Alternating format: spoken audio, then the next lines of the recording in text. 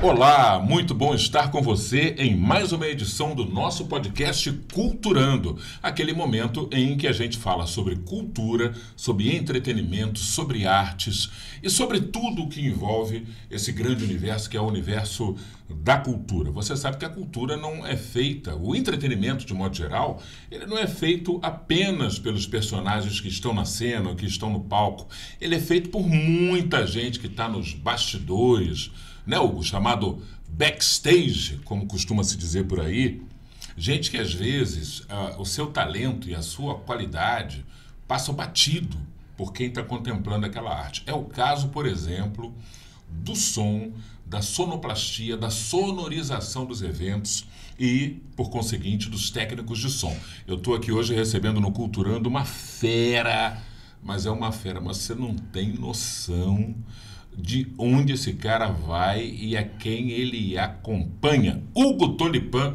prazer te receber aqui no Culturando. Silvio, muito obrigado pelo convite, lembrando da gente que é técnico, né? Que geralmente é o pessoal que nunca é lembrado. Você é um cara que, como trabalha com a arte, né? Esse programa é uma coisa muito boa para Macaé, que você está trazendo vários artistas aqui e botando a nossa cultura e mostrando que o macaense tem valor. Muito obrigado pelo convite. O macaense tem valor e muito valor. Gente, olha, deixa eu falar uma coisa para você. Você pode estar, de repente, você pode, obviamente, não estar ligando o nome à pessoa, ou já ouviu o nome Hugo Tolipan, mas nunca viu o Hugo Tolipan. Ele está aqui na minha frente.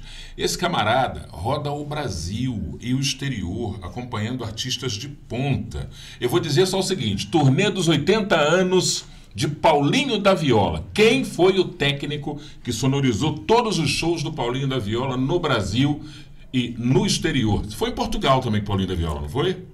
Nessa turnê não. Nessa turnê não? Não. Eu tive nos Estados Unidos com a Bibi Ferreira. Uhum. A gente esteve lá no Lincoln Center e na Broadway. Fizemos 2 turnês lá. E já viajamos pela América Latina, com vários artistas, entendeu? Certo.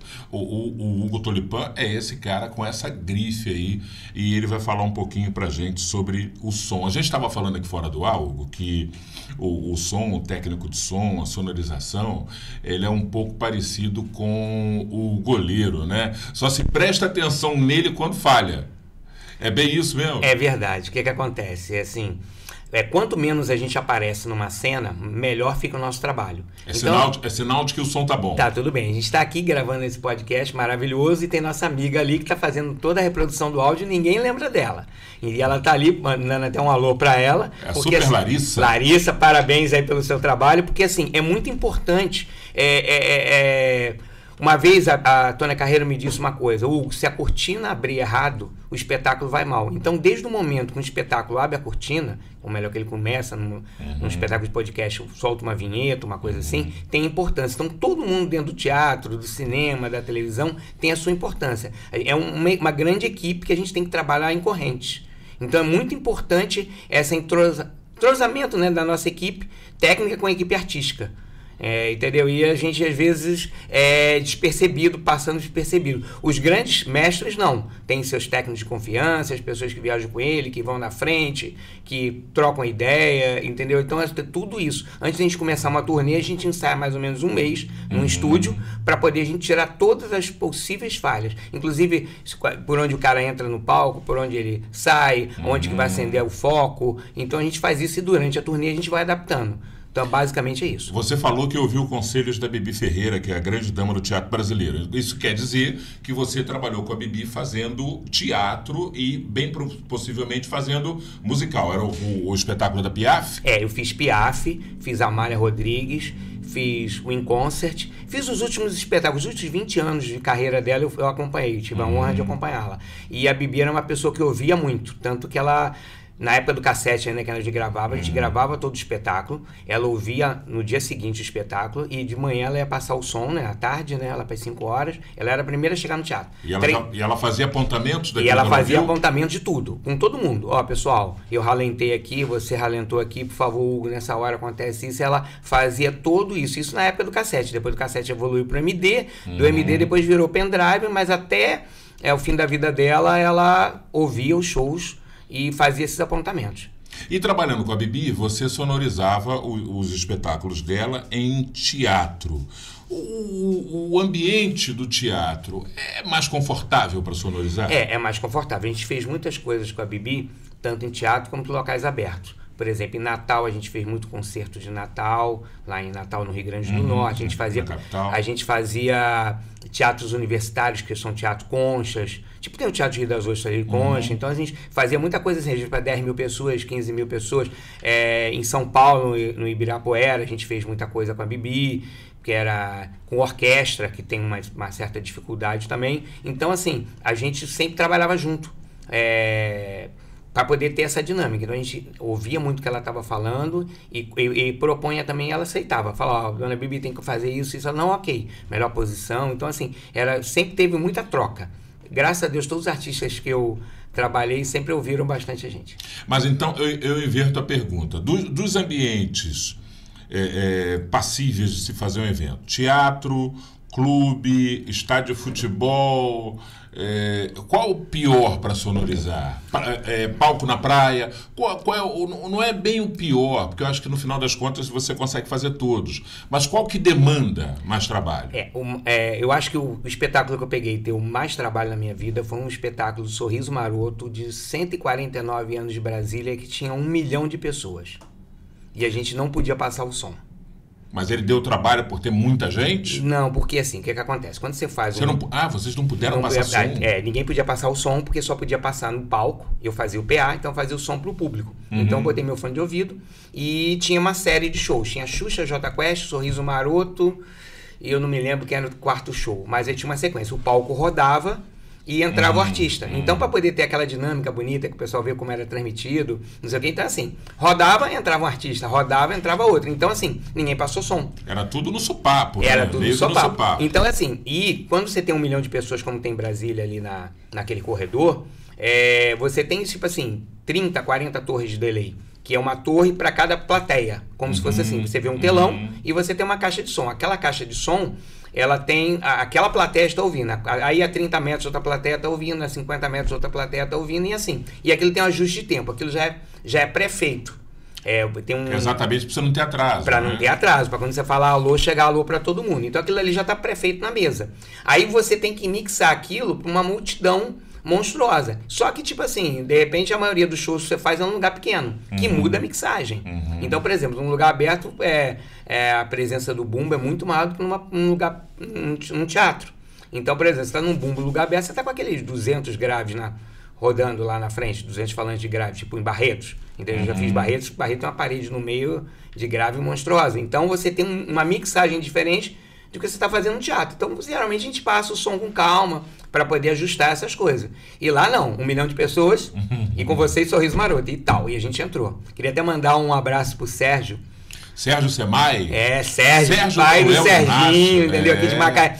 Serginho é cria de Macaé também. É cria de Macaé. Abraço pro Sérgio pai, né? Sérgio Manuel Inácio, fera da eletrônica. Melhor que nós temos. Sabe muito de manutenção de equipamento eletrônico de áudio. Serginho é fabuloso. Fabuloso. É fabuloso. E pai de um gênio, né? E pai de um gênio, que é o violão. O violão do Sorriso Maroto, e quem faz as composições. Ele também é compositor, né? Ele é compositor. Grande Serginho. Mandar um abraço pro Rondinelli também, que trabalha. Cria do Serginho. Exatamente. Cria do Serginho. Agora, Hugo, a gente, nesse negócio aí de mexer com evento, conhece um, conhece outro. Eu conheço gente no Rio, São Paulo, onde eu morei também. Né? Eu sou carioca, mas eu morei em São Paulo há alguns anos. Então a gente ouve muita história. Né?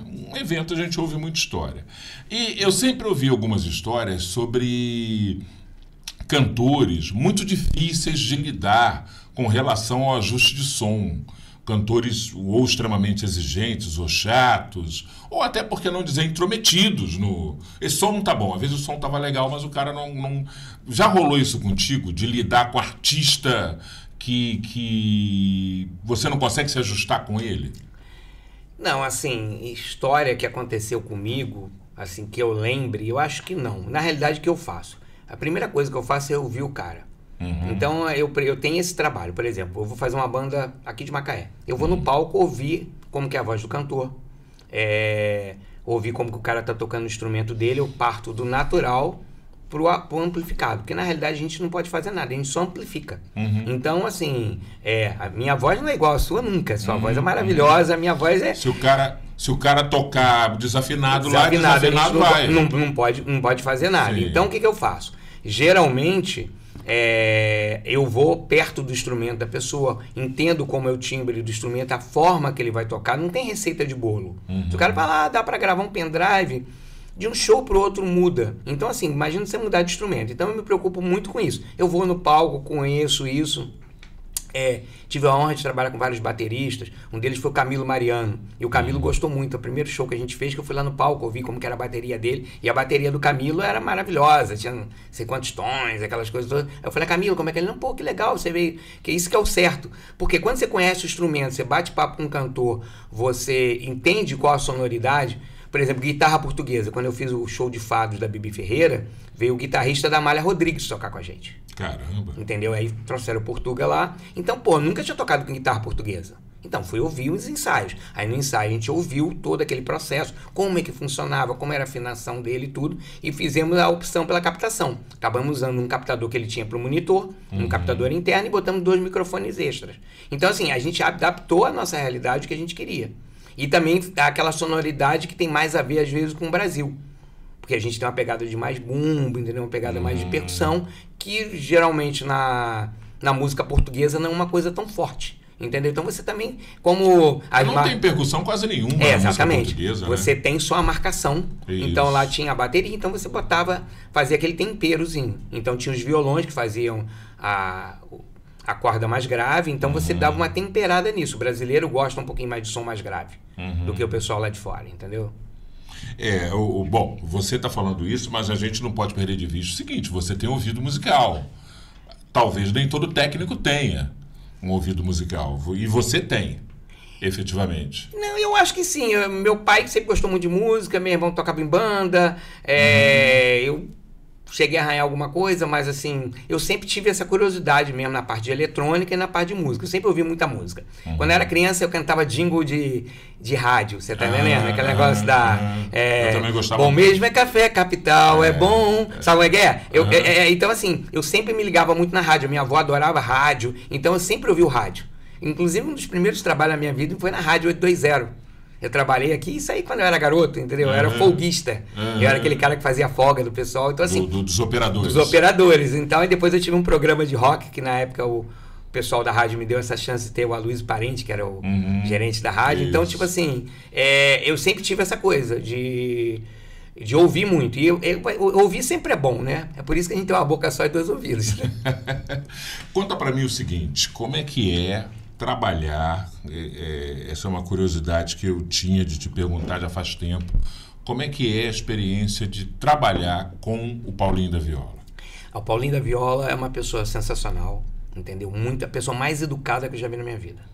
Eu nunca vi o Paulinho falar alto, ele pede licença para tudo, até na hora de fazer o monitor, porque já aconteceu de eu fazer o PA, já aconteceu de a gente fazer monitor, dependendo da posição da turnê, da coisa. Agora até no finalzinho eu estava mais me dedicando ao monitor, que o Paulinho gostou muito do som que a gente tirou no monitor. E... Só para a turma entender, quando você fala fazer o monitor, é ajustar o som que a banda vai ouvir no palco. Por exemplo... Porque o som que a banda ouve no palco, ele vem de uma fonte, e o som que vai lá para frente para o público, ele vem de uma outra fonte. Exatamente isso. Por exemplo, entra tudo numa medusa, né? Aí uma saída vai para frente, que a pessoa do PA faz a mixagem de acordo. Uma saída vai para a mesa de retorno, a outra vai para a mesa de gravação, se tiver gravação.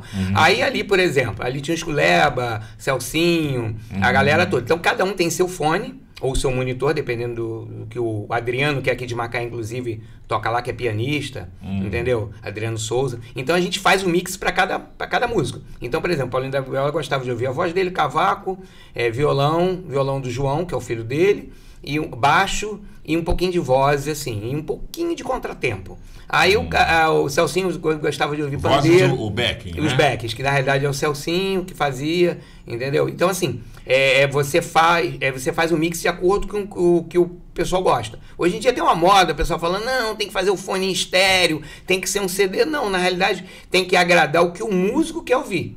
Então, assim, se o músico quiser ouvir voz e contratempo, e ele se sentir confortável com aquilo, vai na voz do contratempo. Ah, eu quero ouvir a banda inteira. Tudo bem.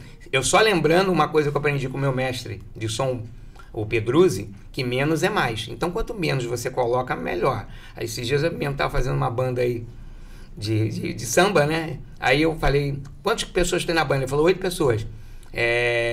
Quantos vocalistas? Eu falei, 8. Falei, caraca, todo mundo canta? Ele falou, todo mundo canta. Aí acaba tendo uma poluição sonora no palco. Então, às vezes, você não tem a limpeza do som por causa disso. Então, assim, as pessoas, às vezes você vai ver quando as bandas são maiores, às vezes tem menos gente cantando, o aproveitamento das coisas é melhor. Porque, assim, é melhor no meio de uma frase musical. A partitura está escrita. Se tem que aparecer um sino, tem que aparecer aquele sino. Tem, entendeu? Que fica legal. O Zeca tem muito disso. Essa galera do samba, do partido, tem muito isso. Aquela parada, né? O break. Então, assim, quando para, tem que voltar. E se às vezes você está numa coisa muito embolada, a própria orquestra mesmo, que eu trabalho muito com orquestra há muitos anos. Então, assim, ela sobe, daqui a pouco ela desce. Quando ela desce, ela tem que descer. Então, assim, tem que vir na mão do maestro. As pessoas têm que respeitar o que foi escrito pelo autor da música, entendeu? Assim, mas eu te interrompi. Você estava falando do Paulinho da Viola, que você começou a fazer mais o monitoramento de palco para ele, porque ele gostou. Então você estava dizendo que o Paulinho é um camarada muito gentil, né? O que acontece? Ele pedia assim, por favor, um pouquinho mais disso, um pouquinho mais daqui. Não, é porque tá bom, mas é só para... Agora, desliga o PA aí. Aí falava, rapaz, vamos ouvir só o monitor. Não, tá ótimo, não sei o que, tá. E assim, uma coisa boa, todo dia a gente passava som. É um ritual. Isso a maioria dos artistas profissionais que você vê, eles passam som. Porque ajusta o repertório pro local. Porque cada banda tem, assim... Às vezes eles falam de alguma coisa de uma cidade, de outra. Às vezes tem uma lembrança, uma música entra num show, numa outra. Então, é bom ter uma passada. A gente fazer essa passada do que está acontecendo na cena. Porque você entrar no 3 e 4 você perde um pouco da beleza do show. E isso aí que é o maneiro, né? Se você conseguir ver no final do show, o pessoal tá em êxtase. Que isso que é bom. E aí o pessoal não perceber a luz, não perceber o som, não perceber nada. Só ver, ficar te encantando, chegar o tempo, já acabou. O bom é dar o gostinho de quero mais. A gente fala assim, não... As pessoas reparam na luz, eu tenho essa sensação, né? As pessoas reparam na luz, reparam na cenografia, reparam no figurino, né? Essas coisas que são muito visíveis, que saltam aos olhos, e não reparam no som. Isso é um sinal de que o som está perfeito. Certo. Né? Quando o pessoal repara demais no som, é porque tem alguma coisa errada. Porque assim, você que é locutor sabe disso. Você dá um boa noite. Se todo mundo se ouviu, é a função do som, não é isso? Então, assim, a função do som é fazer que todo mundo ouça e encantar as pessoas, entendeu? Coloca um reverb, dá profundidade. Se for num caso de uma locução, você coloca uma trilha sonora. Que eu sou da época ainda que, antes do DJ, a gente soltava a trilha sonora. É verdade. Fazia aquela cama. É verdade. Então, assim, o som foi feito para encantar. O som é um artifício de encantamento. Foi aquilo que a gente estava falando fora do ar. Você vê uma cena de um filme. Um homem e uma mulher vindo numa meia-luz. Se tiver uma música romântica, é um encontro. Se tiver uma música de tensão, se é o quê? Se você botar a trilha de Psicose, por exemplo... vai acontecer, vai ter um drama. Então, assim, a mesma cena, trocando a música, é muito diferente. Tanto que a gente vê a maioria das paródias da internet hoje em dia, o quê? Pega uma cena e troca aquela história do 300. Todo mundo pega aquela... cena do 300 e troca a voz, fica engraçado pra caramba. Aquela cena é super tensa, né? No filme. Então, acontece isso direto. Ou dos Bastardos Inglórios, a famosa cena do Hitler. Então, assim, o que acontece? Você vê os memes na internet, o quê? Eles usam desse artifício. Eles pegam a imagem original, que é forte, e trocam o áudio. E fica muito engraçado. Entendeu? E é muito... Até aquela novela, não sei, todo mundo tem a minha idade, a sua, que tinha a música do Tom Jobim com a cena do Charlie Chaplin.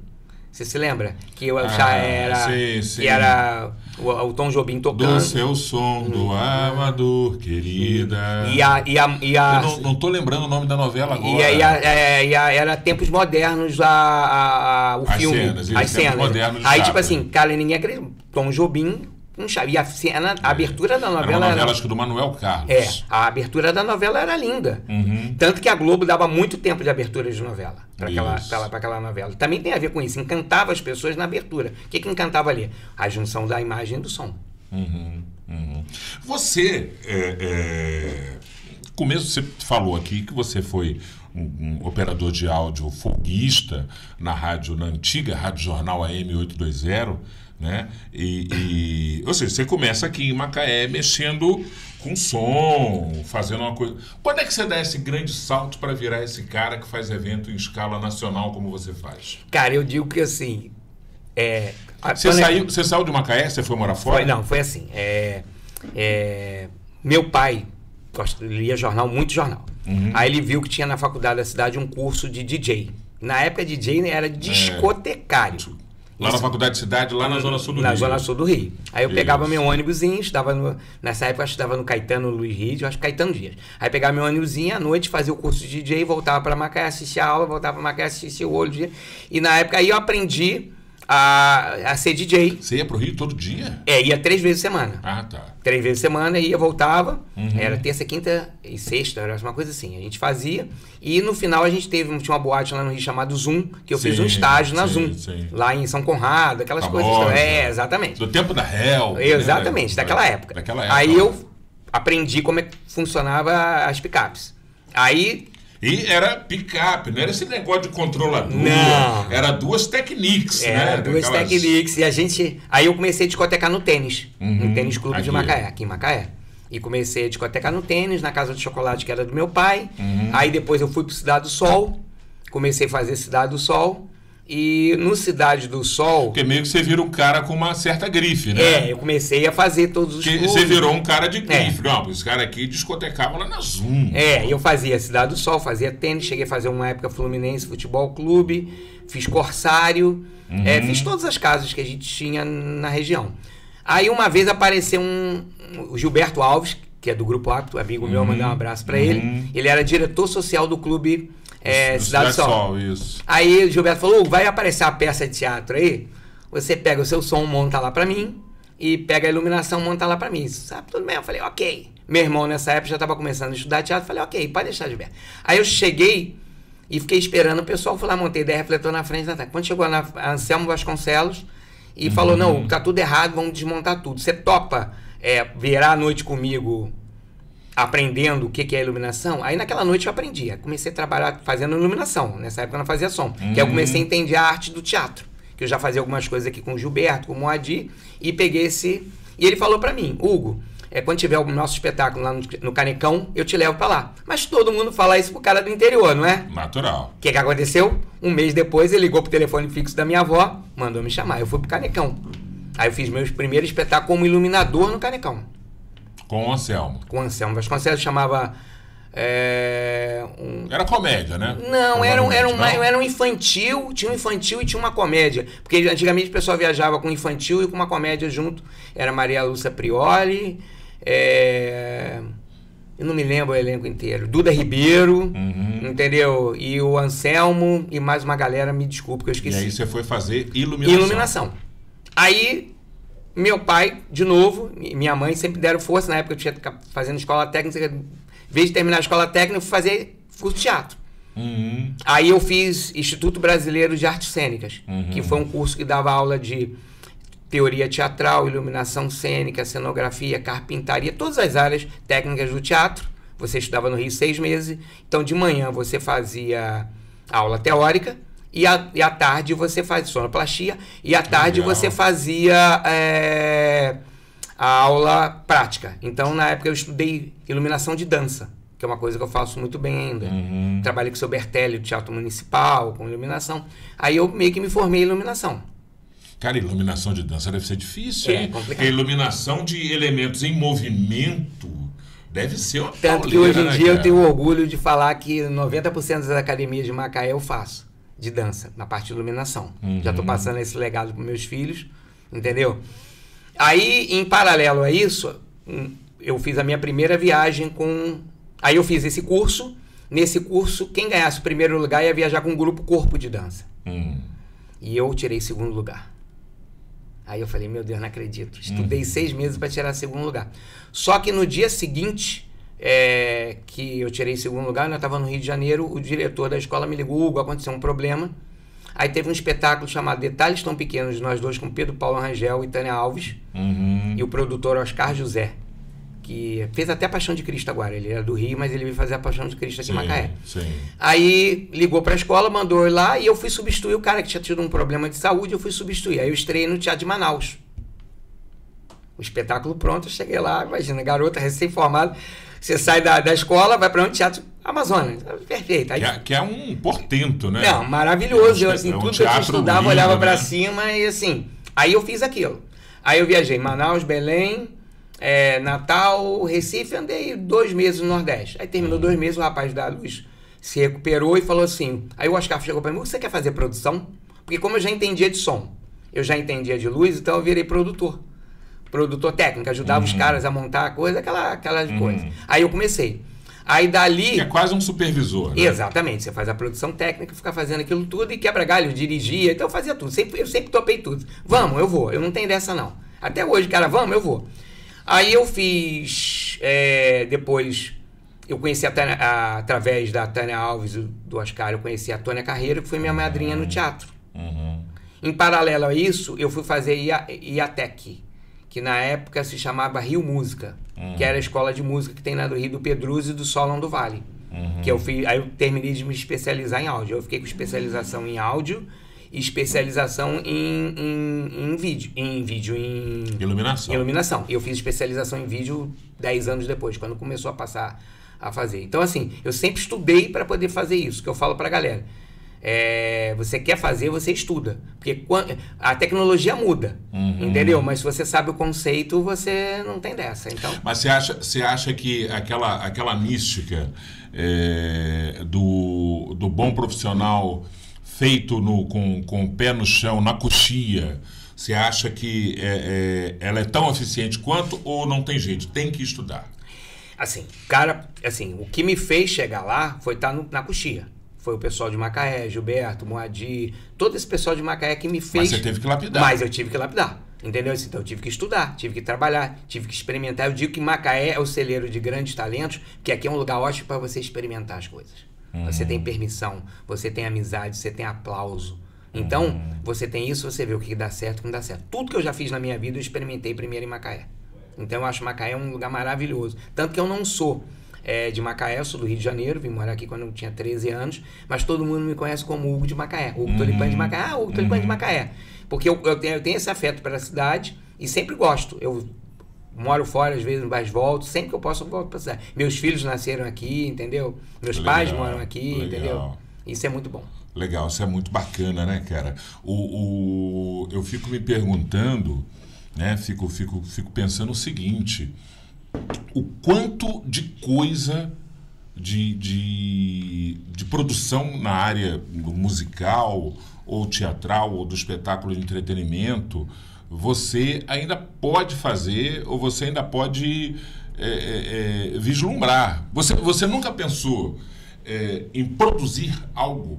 Efetivamente, você virar um produtor, tipo assim, eu vou montar uma companhia e vou criar um espetáculo, por exemplo.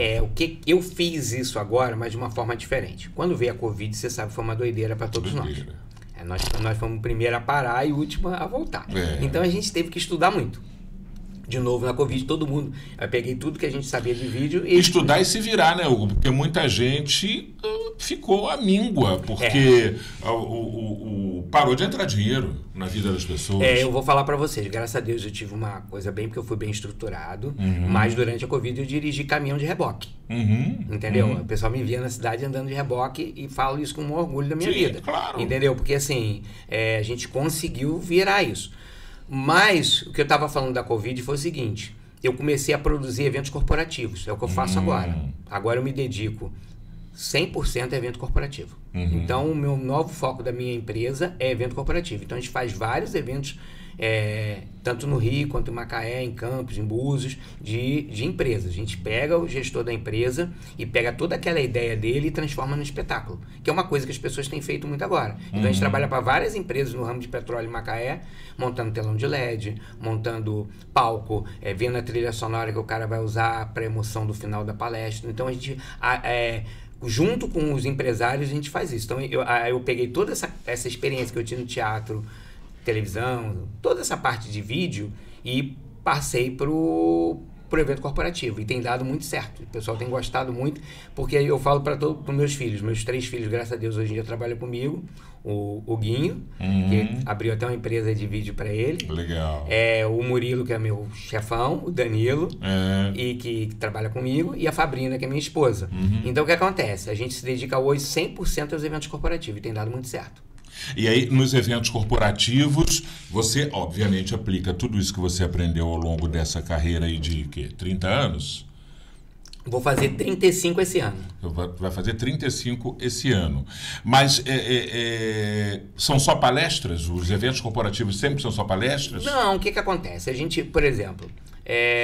Family Day, um evento pode ter numa empresa, que é o Dia da Família. Sim. A gente orienta o cliente a como é que vai fazer posicionamento de brinquedo.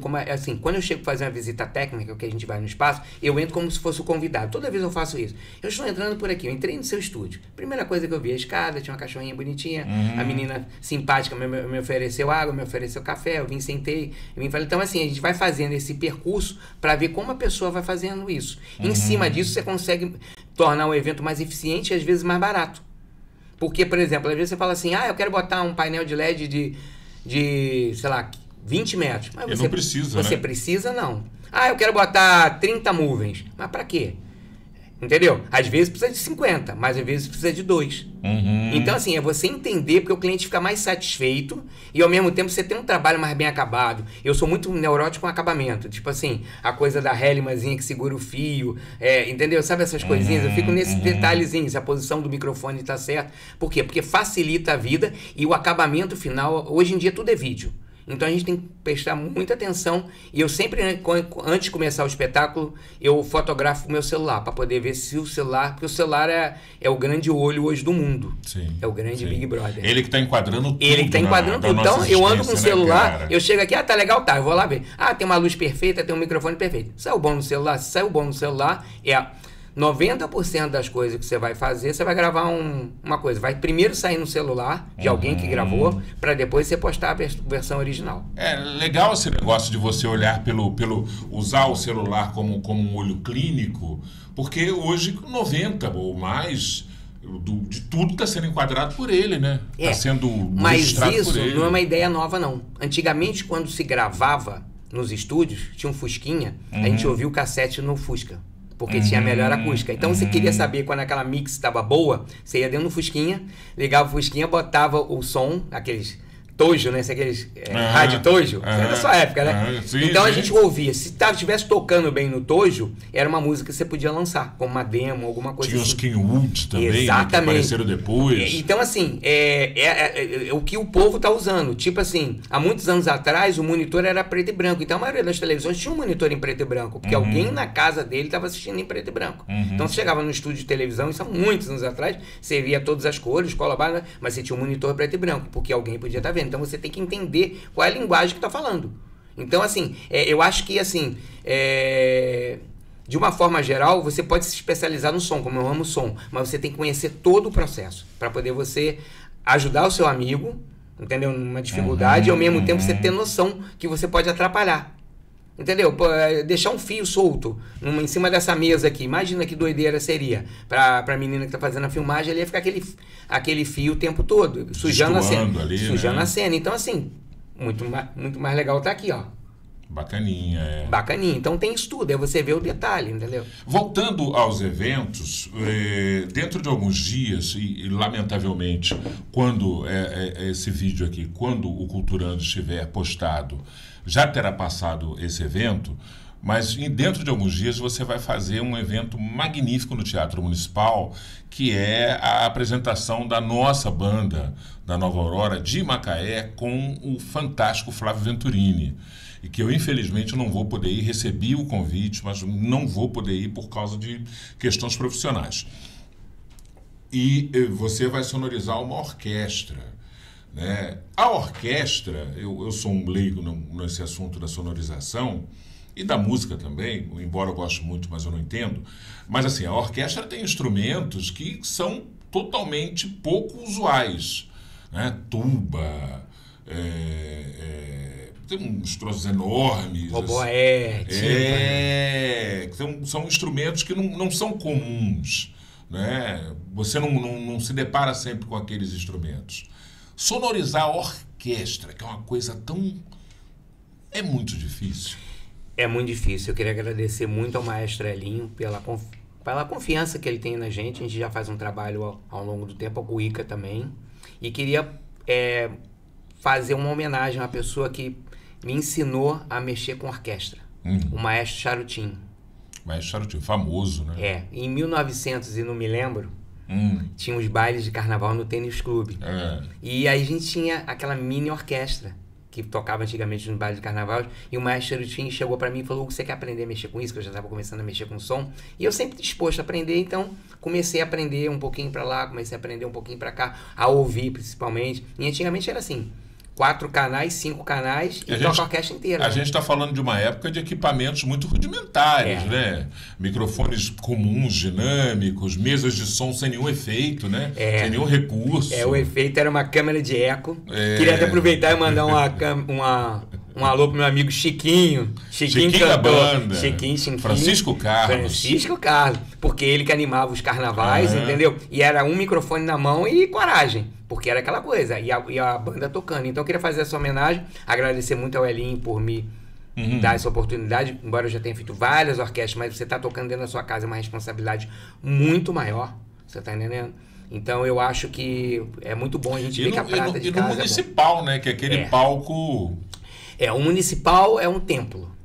É assim... Super sagradão, né? Ele fala... O municipal fala sozinho. Entendeu? Assim, pior que é. Ele tem o clima, toda a história, a pessoa se preocupa, todo mundo. Então, assim, não é que a gente não se preocupa. A gente fez uns concertos lindos aqui na Ibitiba, fizemos ali no Parque de Exposição. Todos os concertos que a gente tem feito um maior sucesso.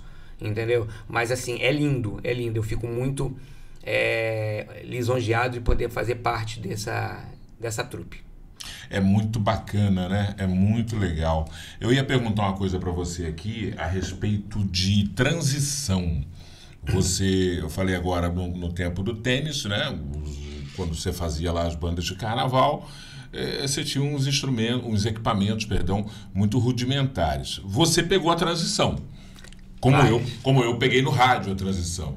Quando eu entrei em rádio, você tinha toca-discos, cartucheiras e cassete. E eu estava no rádio exatamente quando entrou o primeiro computador. Ali, anos 90, ali, quando se introduziu o primeiro computador, aquele 586 ainda, cara. E era uma coisa assim muito amedrontadora até, pô. Né? Baixar música de madrugada, né? Pra tocar de manhã, né? Dava muito medo mesmo. Mexer com a informática naquela época lá, e a gente acreditava que o rádio bom era feito de forma analógica. Como é que foi a transição para você dos equipamentos? Assim, eu dei muita sorte. Eu falo que eu dou muita sorte na minha vida. Eu estava fazendo espetáculo com a Tônia Carreira, a gente viajava o Brasil bastante. E num desses festivais que a gente foi, no dia seguinte tinha um espetáculo do Milton Nascimento. Que ele fazia com as crianças. E o técnico dele já usava uma mesa digital da Yamaha, a primeira ProMix. Importada, possivelmente. ProMix, não sei o quê. Quando eu cheguei lá no festival, o cara ia tirar a mesa e ia botar a mesa que eu pedi. Aí eu cheguei pra ele: que mesa é essa? Ele falou: a mesa que vai ter amanhã, mas o pessoal do Milton... Eu posso usar? Ele falou: você sabe usar? Eu falei: não. Você me ensina? Eu acho que assim, você não sabe, você pergunta. Entendeu? Aí eu fiz o espetáculo da Tônia, que era assim, um microfone de lapela e uma trilha sonora. Naquela época já era CD, mas a gente começou no gravador de rolo. Era bem basicão. Né? Então era assim, então era tranquilo. E eu fiquei fascinado por aquilo. Aí quando eu voltei para Macaé, foi muito engraçado, que depois eu fiz Sesc em São Paulo, eu achei as primeiras caixas ativas, entendeu? E eu vim para Macaé, peguei meu equipamento inteiro, vendi, Aí fui a São Paulo, comprei 2 mesas digitais e só a caixa ativa. Todo mundo na caixa achou que eu era maluco. Porque eu deixei de ter o PA que o pessoal tinha. A caixa ativa dispensa o amplificador. Um amplificador. E a caixa era mais RCFs, entendeu? Maravilhoso, né? Muita gente que viveu essa época achava que eu era doido. Porque você chegava, botava 4 caixinhas no lugar, enquanto antigamente você colocava uma parede monstruosa, porque não tinha o Line, então o Line é uma outra tecnologia que veio depois. Então o que aconteceu? Aí eu mudei. Mas assim, fiz curso para mesa digital, meti as caras, estudei, virava a noite...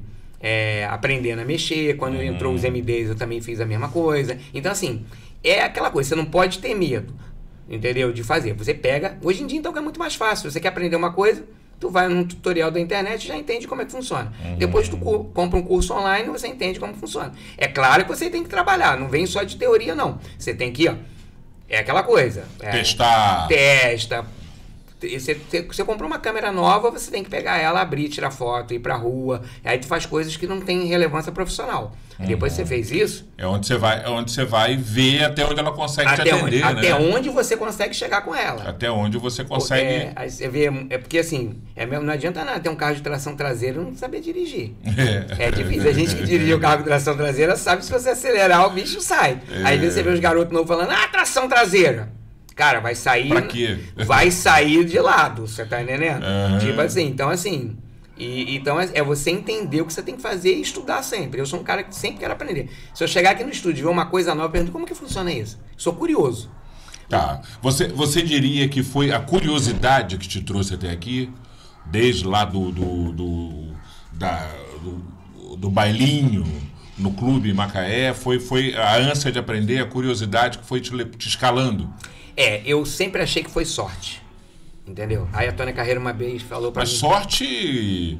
Tem uma frase que diz que sorte é o encontro do talento com a perseverança, né? Aí a Tônia falou pra mim, Hugo, não é sorte, é 10% de talento e 90% de determinação. Quanto mais talentoso você é, mais determinado você tem que ser. Isso eu ouvi da Tônia Carreiro no início da minha carreira. Então eu entendi que quanto melhor eu ficava, mais eu tinha que aprender, mais eu tinha que estudar, mais eu tinha que atender, mais eu tinha que me dedicar. É uma coisa que aconteceu na minha vida, assim, primeiro eu sou técnico, então eu era aquele cara meio bronco, aí depois de um tempo eu falei, cara, eu sou bronco demais, aí eu fui estudar na Estácio, fiz RH, sabe, pra poder ficar mais... Se refinar um pouquinho. Mais manso, né, porque eu era aquele cara assim, porque assim, positivo, negativo, não, ou não é, então você começa a entender que você tem que fazer isso, então é aquelas coisas, você tem que pegar a sua trajetória. Foi uma coisa que esses dias eu vi uma entrevista da Loki, ele falando que no jogo de pôquer ele jogou com as cartas que ele tinha. Então as cartas que eu tinha não eram as melhores, mas eu soube jogar com elas. Isso eu acho fenomenal. Até porque você estava no interior, né? Quando a gente sabe que, no geral, as grandes oportunidades acontecem nas capitais. E você estava no interior, você foi olhado de alguma forma no interior, e aí você parte para ir para se lapidar fora da cidade. Eu acho que o interior é o grande sucesso de todo mundo. Se você pegar a história de todo mundo bom, vem do interior. Começou no interior, com certeza. Porque o interior, você é de São Paulo. Você sabe como é difícil. Eu sou carioca. Você é carioca. Eu sou carioca. Mas tu morou muitos anos em São Paulo, você sabe como é em São Paulo difícil. Porque o que acontece? São Paulo, ou você chega grande, ou você não chega. Mas São Paulo, engraçado que São Paulo é diferente. Diferentemente do Rio, São Paulo tem uma cultura de valorização do interior muito grande, muito grande. As pessoas do interior são muito... E no Rio de Janeiro eu já não percebo isso. Você vê, basta dizer, o Rio de Janeiro teve um governador de estado que era do interior, enquanto São Paulo já teve vários. Há uma cultura de valorização lá que é diferente. Não, São Paulo realmente é a capital do Brasil. Eu fazia até uma brincadeira com uns amigos meus que falava que tem 3 lugares no mundo, que é São Paulo, que é igual a Nova York, igual a todas as grandes cidades do mundo. Macaé, que é igual a todas as outras cidades do Brasil. Você tá entendendo? É que cidade interior que todo mundo fala, o teatro tá fechado, não sei o que, não tá funcionando, a cultura não sei o que. E assim, a gente ouve essa coisa pelo Brasil inteiro, ouvi durante 35 anos, entendeu? E Curitiba, que é igual a internet, a gente nunca sabe o que vai acontecer. Essa é boa. Agora, sobre Curitiba, eu não sabia que tinha essa brincadeira. Sabe? Isso aí foi uma brincadeira que a gente fazia em teatro, porque a gente às vezes fazia espetáculo de teatro, fazia sucesso no Brasil inteiro. O pessoal ria de tudo no Brasil inteiro. Chegava em Curitiba ninguém ria. Não colava. Aí chegava um espetáculo que não tinha nada a ver, A turma O abraçava pessoal lá. abraçava. Então, assim... O Curitibano é meio fechadão, né? Então, assim... assim, eu adoro as pessoas de Curitiba, entendeu? Curto muito, adoro ir pra Curitiba, tem grandes amigos lá, mas, assim, é difícil o público quando você vai lá. A gente fez agora a turnê do Paulinho da Viola, foi um grande sucesso, a gente voltou lá. Então, assim, duas vezes no ano, na mesma turnê. Não foi no mesmo ano, mas foi na mesma turnê. A Curitiba é uma coisa fenomenal, entendeu? Então, foi uma turnê que agradou o Brasil inteiro. Para finalizar, o que é que você ainda não fez profissionalmente que você tem muita vontade de fazer?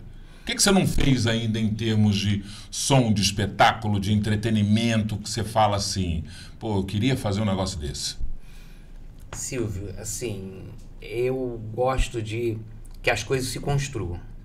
Então eu acho que o coletivo me constrói. Então se chegar 10, 20, 30 pessoas e me chamarem para fazer uma ideia nova, eu acredito sempre no novo. Então o que eu não fiz é sempre melhor do que tudo que eu já fiz. Então assim, eu acredito que qualquer convite que você me faça, hoje eu fiquei muito honrado de ter vindo no seu programa. Obrigado. Entendeu? Assim, porque assim, é uma coisa nova pra mim, geralmente a gente é técnico. Eu já fui delegado sindical, eu já fui um monte de coisa, mas eu nunca tinha tido essa experiência que a gente tá falando assim, enquanto na minha como técnico, você tá entendendo? Então eu acredito no coletivo. Quando o coletivo me chama pra fazer alguma coisa, eu abraço e vou. Tanto que todo mundo em Macaé, quando tem algum problema, me liga.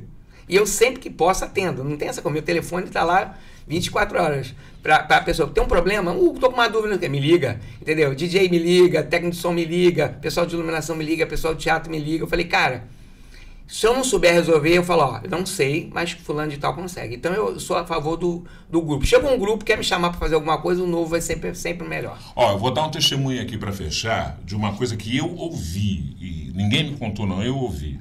Fevereiro ou março desse ano, eu fui a um show do João Cavalcante, que é um cara que eu gosto pra caramba, que é o filho do Lenine e que era o vocalista do grupo Casuarina, né? Que é um cara sensacional, que canta samba, um filho do Lenine que canta samba, um sambista, cuja carreira nasceu na Lapa, na zona boêmia do Rio de Janeiro, que era o grupo Casuarina. E eu fui a um show do Lenine no Clube Cidade do Sol, Sede Praia. E aí o som estava embolando, e uma coisa assim complicada. Detalhe que é importante, esse show não aconteceria lá, ele aconteceria num outro local de espaço aberto, porém era um fim de semana chuvoso, estava chovendo bastante, a previsão era de muita chuva e por conta do mau tempo não pôde ser feito no espaço aberto e aí o espaço que foi disponibilizado foi o Clube Cidade do Sol, Sede Praia. E o João Cavalcante veio lotado e o som muito ruim. Aí uma pessoa do estabelecimento, do Cidade do Sol, falou para mim, a gente conversando sobre o som, eu tomando uma cerveja, ele falou para mim, só tem uma pessoa que sabe fazer som aqui, chama-se Hugo Tolipã. Obrigado, fico emocionado com isso, entendeu? Não é isso, é o que eu falei no início de tudo. Se a gente porque lá o teto é estranho, né? E ele tem uns perfis de madeira que eu fiquei olhando falando, gente, isso é reverb puro, cara. Assim, como é que o cara der com esse som aqui? O que acontece? É que eu falo, menos é mais, não precisa, não coloca. Entendeu? Então, assim, a gente não precisa disso, não coloca. Eu acho que a maior aula que eu tive na minha vida de teatro, de tudo, é isso, quando você só faz o necessário. A pausa é importante, entendeu? O tempo, respirar, entendeu? Ouvir, falar, entendeu? Se posicionar também. Porque, assim, às vezes chega um cara e fala, não sei o quê. Eu já falei pra pessoa, a sua harpa tá desafinada. E tava desafinada. A pessoa olhou pra minha cara, a Maria Luísa Urquiza fazia Você se lembra, né? Que tinha a gente fez muitos anos no Teatro Municipal, a gente trabalhou muito tempo lá no teatro, e a gente fazia, a pessoa foi passar o som da harpa, estava desafinado. E eu falei, a harpa está desafinada. Aí a pessoa foi conferir e realmente está. Não é que eu tenho um ouvido absoluto, não, é porque assim, não fica harmônico. Você ouve, é igual quando você comer. Som é igual comida. Entendeu? Se você botar muito sal, se você deixar sem sal... É igual começar a falar aqui e minha voz estar nesse dia nasalada. Exatamente. É perceptível. Exatamente. Então, assim, é igual a cozinhar. Você tem que ter o tempero certo, a paciência, deixar o fogo andar, entendeu? E E com muita calma, entendeu? Eu, falar nisso, tem aquela música do Dorival Caymmi, né? Quem quiser um vatapá, me procure fazer. Queria até aproveitar isso, mandar uma saudação para um grande amigo meu, Danilo Caymmi, que eu adoro ele. Teve aqui no Centrinho 3 meses atrás, eu tive lá com ele. Cantando junto com Cláudio Nutti. Eu tive naquela noite, eu estava de folga. Eu tive naquela noite, estava de folga, inclusive revi, foi maravilhoso. Ele está fazendo uma turnê maravilhosa agora, com pelo Brasil, está em Portugal fazendo essa turnê. E depois ele vai estrear no Rio de Janeiro dia 8 agora, de dezembro, no Vivo Rio. Maravilha. Hugo Tolipan, o mago, eu vou te chamar de quê? Mago da sonorização, bruxo da mesa de som, o ouvido sensível daquele elemento do entretenimento que passa batido exatamente porque não deu problema. Posso conceituar dessa forma, não posso? Pode, mas eu gosto mesmo de ser conhecido como Hugo de Macaé. Hugo de Macaé. Cara, obrigado. Muito bom esse papo, valeu mesmo. Gente, é um talento que nasceu em Macaé, o talento, né? A propensão, ele não é nascido na cidade, mas o talento nasceu aqui despontou, aqui lapidou e é conhecido no Brasil todo como Hugo de Macaé, o cara que só acompanha artista fera. Hugo, sucesso cada vez mais e volte sempre. Muito obrigado e fiquei muito honrado em estar aqui com vocês e adoro o programa. Valeu. Gente, é isso. Esse é o nosso Culturando, podcast em que a gente fala de cultura, de entretenimento e dos personagens, aqueles da frente das câmeras, aqueles que estão no palco e aqueles que estão na retaguarda, no backstage, fazendo acontecer e nos proporcionando coisas belíssimas. Temos um encontro marcado em breve. Curta esse vídeo, compartilhe, assine o canal, manda para os amigos, é muito importante, tá bom? Encontro marcado, até breve, até lá!